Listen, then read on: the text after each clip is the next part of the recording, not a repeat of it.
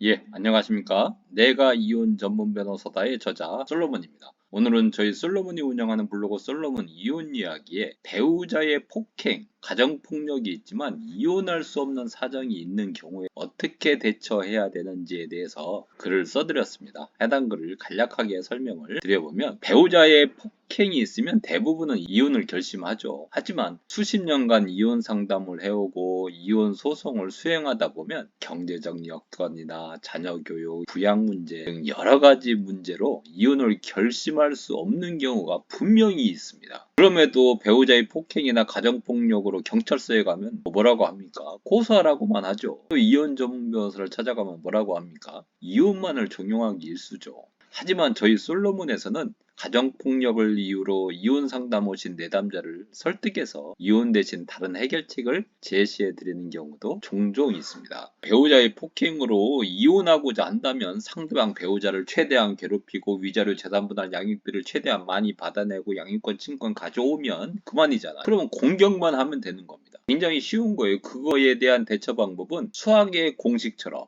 수학의 정석처럼 정해져 있죠. 어떤 겁니까? 이게 모든 분들이 다 아는 거죠. 가정폭력 현장이나 상처의 사진을 찍어두고 112 신고해서 경찰로부터 출동하게 하거나 경찰서에 고소해서 형사처벌을 받게 하고 또 가정보호 절차도 함께 진행하게 해서 가해자로 하여금 접근금지, 수강명령, 사회봉사명령, 보호관찰을 받게 하고 또 이혼소송에서 제출할 증거 확보를 위해서 평원치를 받고 1366 여성의 전화를 해서 상담을 받고 쉼터에 입수해서 며칠 피신해 있으면 이혼을 위한 완벽한 준비가 되는 겁니다. 그런 다음에 어떻게 해야 됩니까? 경찰서에 정보공개 신청해서 112 신고 내역을 받아두고 경찰서나 지구대에서 사건 사고 사실 확인원, 또 가정보호사건 결정문, 병원에서 진단서, 1366 여성의 전화에서 상담 일지를, 쉼터에서 입소증명서를 발급해 두는 거죠. 그럼 이혼소송에서 그거를 증거로 제출하면 아주 좋은 대응이 되는 겁니다. 뭐 여기에 특별한 것도 없어요. 물론 뭐 옛날에 이 정도도 잘 몰랐지만 이제 뭐 저희 솔로몬이 하도 말씀을 드리니까 이 정도는 다 안다. 일반 국민들도 다 안다.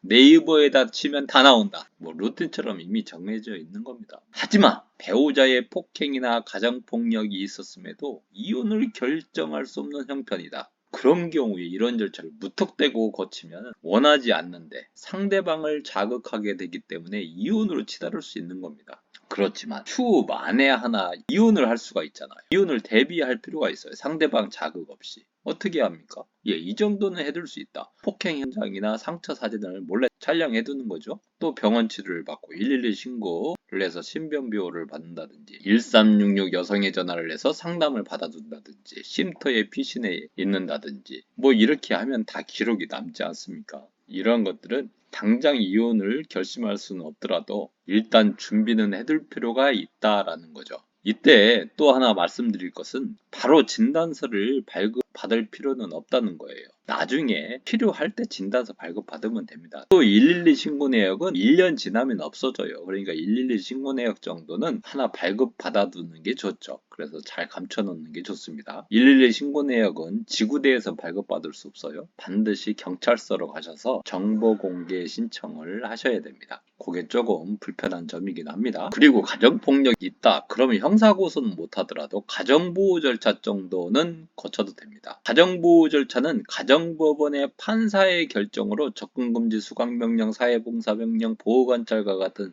절차를 통해서 가정을 보호하면서 가해자의 폭력성을 다스려보자는 취지에서 마련된 제도거든요. 그러니까 이 절차는 행정 절차에 불과해요.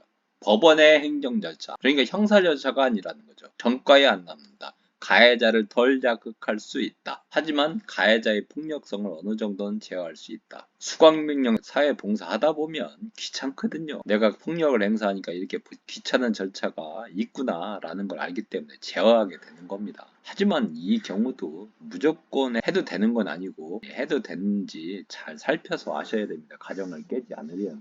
그런 경우가 있을 수 있다는 거예요. 무조건 그렇다는 건 아니고. 그리고 가정보호 절차에서 판사님의 결정에 의해서 접근금지 명령을 받아서 폭력성이 있는 배우자를 격리시킬 수 있는데 이러한 조치는 112 신고를 통해서도 가능하다. 즉 112 신고를 하면 경찰이 출동하지 않습니까? 그럼 사정을 이야기하면 출동한 경찰관이 의무적으로 가해자를 피해자에게 접근하지 못하도록 격리 조치를 합니다. 그리고 가정보호 신청 절차는 그 절차가 복잡하지도 난해하지도 않아요. 따라서 뭐 굳이 비싼 선임료까지 지불해서 변호사를 선임할 필요가 없다. 그 가해자도 마찬가지입니다. 그 가해자가 변호사 선임하겠다고 오시는 분들이 있어요. 그렇게 필요 없습니다. 그냥 나홀로 소송하셔서 진심을 보여주시면 되는 겁니다. 거기에 특별한 노하우가 필요한 건 아니에요. 그래서 저희들은 뭐 이런 문제로 오시는 분들은 양식 같은 거 가르쳐 드리고 절차 안내를 해드립니다. 그냥. 그래서 가정보호 신청을 하고 싶다 그러면 법원에 가십니다.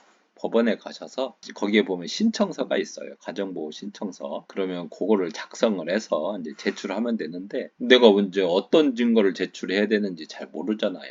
그러면 일단 제출하면 법원이 이제 부족한 게 있으면 보정명령이나 신문을 통해서 보완합니다. 변호사 선임 없이도 나홀로 소송을 통해서 얼마든지 진행할 수 있는 거죠. 그리고 경우에 따라서는 가해자로 하여금 가정폭력을 행사하면 형사처벌을 받을 수 있다는 것을 각인시킬 필요가 있는 경우도 있습니다. 이혼은 원하지 않지만 형사처벌은 시켜야 되겠다. 그게 가능한 경우가 있어요. 그럴 때는 형사 고소도 아주 유익한 방법입니다. 뭐를 위해서? 폭력을 중단시키기 위해서. 다만 이 방법은 가해자의 성격이나 성향 또 가정 내 여러 가지 상황을 살펴서 진행 가능 여부를 결정해야만 합니다. 무조건 하시면 안 된다. 그래서 여러 가지 상황을 살펴서 가장 좋은 절차가 무엇이냐를 판단을 해서 진행을 해야 된다라는 겁니다. 섣부른 형사고소, 가정보호 절차 이런 것들을 통해서 이혼 안 해도 되는 가정인데 이혼으로 치닫는 경우를 너무 많이 봤습니다. 가정은 소중한 거잖아요. 어쨌든 간에 차식이 있는 경우는 더구나 지킬 수 있으면 지켜야죠. 이혼이라는 것은 정말로 이건 도저히 안 되겠다라고 할 때 그때 깨는 겁니다. 어느 정도 지킬 수 있다 하면 끝까지 지켜보고 도저히 안 되는 거다, 안 되는 상황이다. 그런 때는 이혼을 하면서 받아낼 만큼 충분히 받아내고 이혼을 하시면 되는 것이죠. 자, 그러면 오늘 말씀은 여기까지 드리기로 하고 마지막으로 저희 솔로몬 소개의 말씀을 드리고 말씀 마치도록 하겠습니다. 저희 솔로몬은 20년 넘게 오직 이혼만 연구하고 이혼 소송만 수행해 왔습니다. 저희 솔로몬은 증거 분석과 증거 수집에도 특별한 노하우가 있습니다. 그리고 저희 솔로몬은 이혼에 관한 모든 법리와 판례를 분석 정리한 실력이 있습니다. 그리고 20년 실전 노하우가 있습니다. 그리고 변화무쌍하게 응용해서 적용할 수 있는 전략과 전술이 있습니다. 그래서 실전에 강하다는 말씀을 드리면서 오늘 말씀은 여기까지 드리기로 하고 다음 시간에 또 좋은 정보를 가지고 여러분 찾아뵙도록 하겠습니다. 감사합니다.